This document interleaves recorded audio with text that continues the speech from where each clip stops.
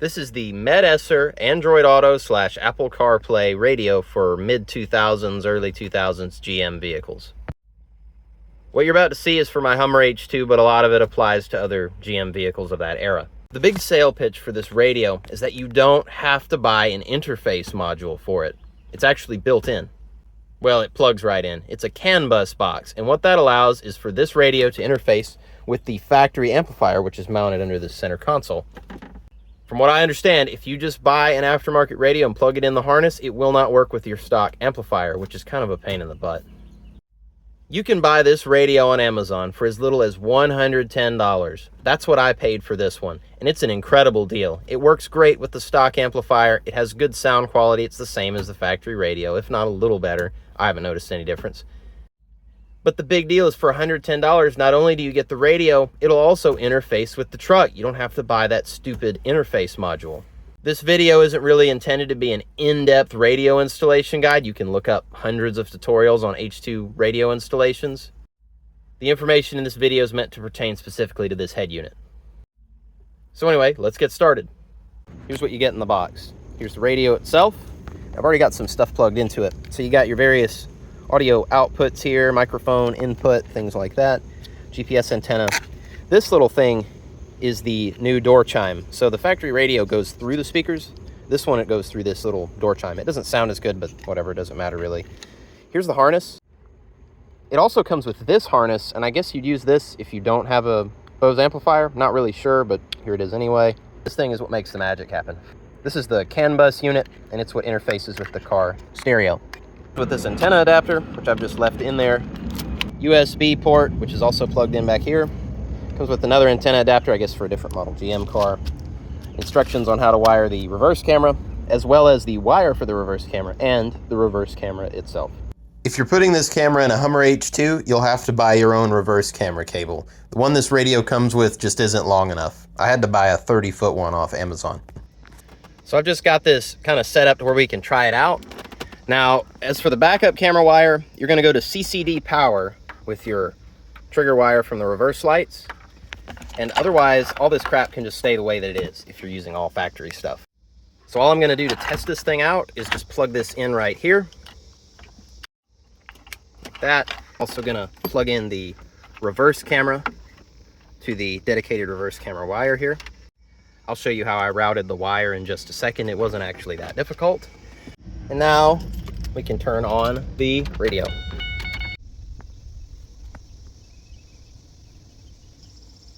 Okay, there we go. Yeah, it looks like it's working fine. It's connecting to my phone. I already set it up. I'll show you the controls in a minute. Now, I can't play this song, but I'll try to find some royalty-free music so you can listen to it. But it's working fine right now, and it seems pretty responsive. But we'll do a function test once I get this thing put in. We know that it works, so let's just get it in there, and then we'll go through all the controls and functions and setup and stuff. Actually, since I had it plugged in already, I can just shove it through here. It's just thin, like that. Yeah, this thing is so thin, all I did was shove it in through there, and then here it is lined up. So I'm just gonna put one screw in that side, and then there's two screws that go on this side, and then we can put this panel back on, put the console back on, put the shifter back on. Here's where I chose to mount the reverse camera. What's great is when I have my drop hitch on here, I can actually see the ball with it in this position. So I'd highly recommend you do it right there. Now, as for the wire routing, all I did was poke the wire through this. There's a hole up in there. It's very obvious when you have the thing apart. Poked it down through here, ran the wire behind this carpet, around here. And then all I did was pop this panel up, which you just grab and it pulls up. Ran the wire under here. You can see I gotta tuck it in some more there. Same thing here, ran it down, popped up the side sill, tucked it under, pushed it here, there you can see it sticking out, ran it around here. Then into the hatch area, just ran it down, tucked it in, popped this panel up, which required 2 Phillips head screws to remove, then it just pops up. Then if you see this small gap here between the weather stripping, I just ran the wire through there, then went back into this bumper cavity, poked it out the hole right here, and then zip tied all the excess up under the truck. Very, very easy. But like I said, it did require a 30-foot cable, so don't forget to buy that. And I know this is kind of raw looking, but all I did was the ground and the positive, I just sourced from the reverse lamp wires. There's 2 wires, one's ground, one's positive. That's about it, real simple. Before we get started on the radio, I want to tell you how to fix a problem I was having. The audio kept coming in and out on the radio when I was streaming via Android Auto. The fix for that was to go to my Bluetooth settings on my phone and disable media audio. I'll put a screenshot on the screen now. I don't know why, but it really pissed it off. If you disable it, the thing will work just fine. At least for me, that fixed it. The next thing I want to show you how to do is how to set up the steering wheel controls, because it's not entirely obvious. The person that sold this to me responded very quickly and told me exactly how to do it, which I appreciate. You go to Car Settings, Factory, then you put in 6 zeros, check mark, then you go to Car Type Setting, and here's what was tripping me up. You have to go to Raise. I don't know what that means. There's other options depending on what vehicle you're setting it up in, but for me it was way at the bottom, Hummer, and then I just hit this. I hit OK, choose this model.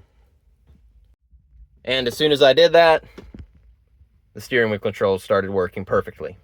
One thing I like about this radio is how much you can change about it. Like this home screen, for example. If you go to the app screen and you go to theme, you have a very large list of themes that you can choose from. Now, I chose the one that I have based on the fact that I could move these apps around. Not all the screens can do that. Some of them are just set where they are. But all I wanted was to have Android Auto right here front and center. The other stuff I didn't really care about so much. And like I said, you can change a whole lot of stuff in here. Now let's go back to the factory settings I was showing you a minute ago. There are all kinds of options in here. You can actually reprogram your physical buttons here. With this screen here, you just go and tap which one you want to change, and it'll change it. It's really cool. Just go through their procedure. It isn't too difficult. You can get it to display battery voltage, which I'll leave that on. I think that's kind of cool. Button mirrored to the right, I guess for this. Status panel, bar mode. I guess you can have more stuff up there. Radio antenna. I guess you could turn that off if you want. AV out. I have that off because I'm not using it. Screen adjustment, backlight, current regulation. I don't know what that's about. Dedicated logo, I guess if you wanted your own boot logo. Regain, I guess that's reset boot animation. Something about a status bar, I don't know what that is. Front switch. Oh, you could have a front and rear camera on here, I guess somehow. Startup navigator. Accessory delay, startup options, split screen, miles per hour unit, all kinds of stuff in here. I mean, it just keeps going on and on. Another problem I was having was the radio was way too loud when I got it. So I had to come into these factory settings and reduce this audio amp quite a bit. Now I'm going to leave this, now I'm going to adjust it up just a little bit from where it was, but it was at 100% and it was so loud you could barely hear yourself think at the lowest volume setting. Reverse detection, startup application, all kinds of cool stuff like that. Now I'll go through some of the normal settings. Region, rear mirror, mirrored, and shortcut touch, illumination detect. I've just got mine where it's on all the time. I don't know if you can tell. I kind of match that to the factory control colors there. Reverse line, autoplay music, delayed reversing, file info, speed correction, all kinds of stuff in here that you can change. Let's go to display. You can set a screensaver. I don't know how that works. I haven't tried it. You can change the brightness of the screen, the illumination color, which is pretty cool. I've got it set here to mimic the factory stuff. You can go to sound, change all these things. What's the default volume? I'm going to set it right probably around there because it's fairly loud otherwise. Device info just has your device info, nothing really that interesting. Now as for the apps, you've got quite a few that are built in by default. Radio, that's just your regular radio. File manager, Play Store, you can add other apps in here. You can even add a Bluetooth communicator for your OBD port if you want to. Car settings, that's where we were a second ago. AV in, YouTube, Spotify. This is your equalizer. You can change all the equalizer settings. That's the way I've got it for now. There's some other things in here I haven't messed with, like I don't know what Podofo Plus is. I have no idea what this is. I don't know. It looks kind of stupid, so I'm not going to use it. Carplay if you're using an Apple product. Mirroring and Android Auto, and that's really all that I use. Now, like I said, on this screen, you can change the apps, and I'm actually going to change one right now. Let me change this to DSP, so I can change the equalizer settings easily if I want to. Unfortunately, there isn't a way to change these at the bottom, but it's better than nothing. Like I said, some of the other themes you couldn't change at all. Now, just like a regular Android tablet, you can pull this down and change, volume and the brightness quicker than going through all those settings. You can do all kinds of stuff, turn the screen off if you want to do that for whatever reason, all kinds of things.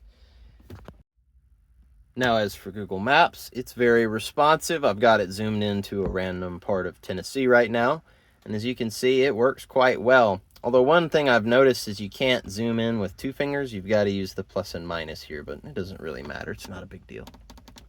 Now, as much as I'd love to play Toto Hold the Line, I'm not able to do that. I'll get copyright smacked. So I've got some random royalty-free music playing right now. Audio quality's pretty good on this. It's actually got a lot of bass, and I know it's a factory 20-year-old speaker, but it's doing all it can, man. Come on. I got it cranked up pretty good. I mean, it's making the mirrors shake. It's doing pretty well.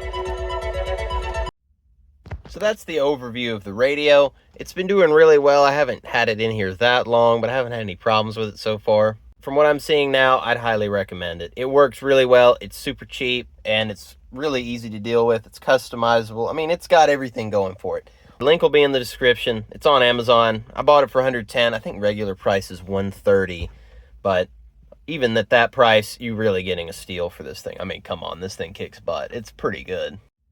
Anyway, hope you enjoyed watching. Hope this was of help to you. I'll see you in the next video. Thanks.